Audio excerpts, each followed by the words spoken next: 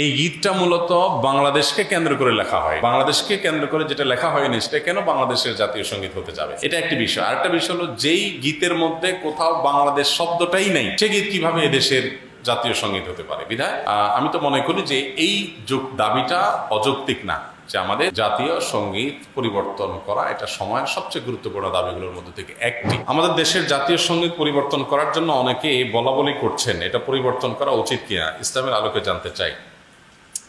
জাতীয় সঙ্গীত পরিবর্তন করার দাবি এবারই শুধু উঠছে তা নয়, এর আগেও বারবার উঠেছে, আপনারা জানেন।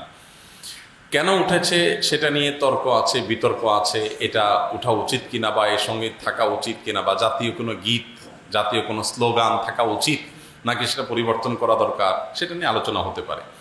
আমি সে আলোচনায় যাব, তার আগে একটু প্রাসঙ্গিক অন্য একটা বিষয় বলি। সেটা হলো যে দেশপ্রেমের নামে, দেশত্ববোধকতার